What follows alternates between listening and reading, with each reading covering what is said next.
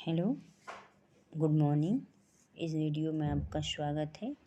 और आज हमने लिया है कक्षा 10th सामाजिक विषय और हमारा टॉपिक है जल संसाधन। उसमें हमने क्वेश्चन लिया है बहुउद्देश्य नदी घाटी परियोजना किसे कहते हैं, इसके उद्देश्य बताइए। तो आइए देखते हैं बहुउद्देश्य नदी घाटी परियोजना क्या है और इसके उद्देश्य क्या है। तो उत्तर है हमारा, बहुउद्देश्य परियोजनाओं का अर्थ ऐसी परियोजनाओं से है जिनका निर्माण कई उद्देश्यों की पूर्ति के लिए किया जाता है। जैसे हम देखेंगे, जैसे जल विद्युत उत्पादन और सिंचाई, मत्स्य पालन, बाढ़ नियंत्रण, वनारोपण आदि। तो इस तरह बहुउद्देश्य नदी घाटी परियोजना का हम देखेंगे कि शाब्दिक अर्थ है कि योजनाएं जो कई उद्देश्यों की पूर्ति के लिए बनाई जाती हैं उसे हम बहुउद्देश्य नदी घाटी परियोजना कहते हैं। और इसके उद्देश्य हम देखेंगे, इसके उद्देश्य क्या हैं। तो इसके उद्देश्य हैं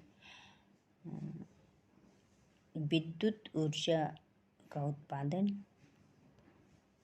मृदा संरक्षण, बाढ़ नियंत्रण, सिंचाई में उपयोग, मत्स्य पालन, पर्यटन को बढ़ावा, जल परिवहन। तो इस तरह हम देखते हैं कि बहु नदी घाटी परियोजना का उद्देश्य कई योजनाओं को लेकर किया जाता है। और हमारे देश की पहली बहु नदी घाटी योजना जो है दामोदर नदी घाटी परियोजनाएं हैं।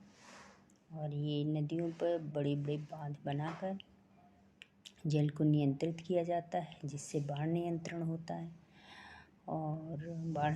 होता है और जल को रोक के विद्युत का भी उत्पादन किया जाता है, जिससे हमारे देश में विद्युत की आवश्यकताओं की पूर्ति होती है।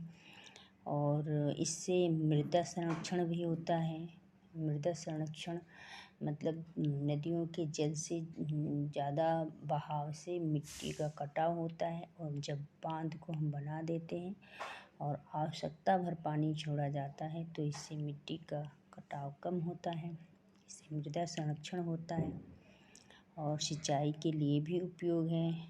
मत्स्य पालन है, जो बांध बनाया जाता है उसके बगल में तालाब बना दिया जाता है। जैसे भाखड़ा नंगल बांध के बगल में जो बनाया गया है तालाब या जलाशय का निर्माण किया गया है, उसमें हम मत्स्य पालन कर सकते हैं। पर्यटन को बढ़ावा, और जो जलाशय हैं उसको एक पर्यटन के रूप में हम विकसित करके उसको पर्यटक को बढ़ावा दे के हम उससे अपनी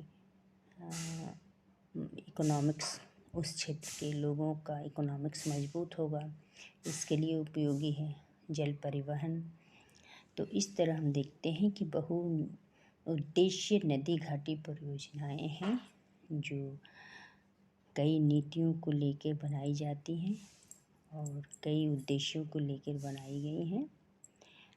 तो इस तरह इस क्वेश्चन को याद करिए, और 2024 यूपी बोर्ड एग्ज़ाम में आने की संभावना है, तो इसे कॉपी में लिखिए, याद करिए।